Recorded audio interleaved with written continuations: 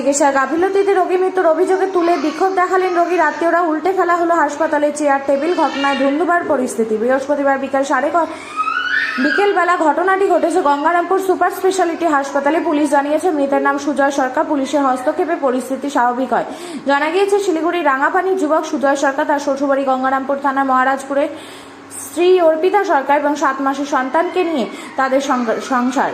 বুধবার সুজয়বাবু ট্রেনে চেপে গঙ্গারামপুরে শ্বশুরবাড়িতে আসছিলেন। হঠাৎ মাঝ রাস্তায় ট্রেনের মধ্যে অসুস্থ বোধ করেন সুজয়। মহারাজপুরে শ্বশুরবাড়ি পৌঁছলে আত্মীয়রা তড়িঘড়ি তাকে গঙ্গারামপুর সুপার স্পেশালিটি হাসপাতালে ভর্তি করে। সেখানে তার চিকিৎসা চলছিল। রাতে তার রক্তের প্রয়োজন হলে শ্বশুরবাড়ির লোকজন রক্ত জোগাড় করে দেয়। বৃহস্পতিবার বেলা 3টে নাগাদ সুজয় সরকারের মৃত্যু হয়। বিষয়টি জানাজানি হতে শ্বশুরবাড়ির লোকজন ও অন্যান্য আত্মীয়রা চিকিৎসার গাফিলতি অভিযোগ তুলে সরবায় বিক্ষোভে ফেটে পড়ে। অভিযোগ উল্টে দেওয়া হয় হাসপাতালে চেয়ার টেবিল।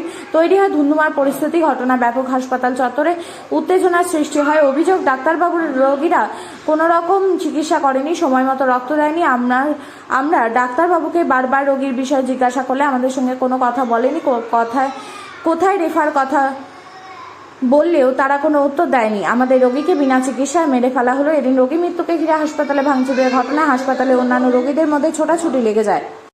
চেয়ার বেঞ্চ ভাঙচুর করলেন বা মানে করলেন, এটা কেন? মানে কালকে রাত্রে আমাদের ওখানে বসতেছিলাম, তখন এই সিভিক ভলেন্টিয়ার এরা চেয়ারটা উল্টা করে রাখে। সেই অভিযোগে আমি আজকে চেয়ার টেবিল এরকম করছি। কি হয়েছে আপনাদের পেশেন্ট? আমাদের পেশেন্ট হালকা বমি হয়েছিল, আদার্স কিচ্ছু হয়নি। এই জন্য আমি রুগীটাকে কালকে বিকাল 3টায় ভর্তি করি। ভর্তি করার পরে রাত্রি 10টার দিকে ডাক্তার বললো রক্ত লাগবে, এমার্জেন্সি রক্ত। আমি বলে আসলাম, রাত্রে রক্ত পুশ করেনি, গাফিলতি করে সেই রক্ত পুশ করলো আজকে সকাল 10টা 11টার দিকে।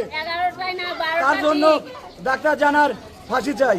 আচ্ছা, আপনারা যে বলছেন যে রোগীর যে এরকম জরুরি অবস্থা, সেটা কি হাসপাতালের পক্ষ থেকে আপনাদের বলা হয়েছিল? না, আমাদের কিছু বলেনি। না না, কিছু করেনি।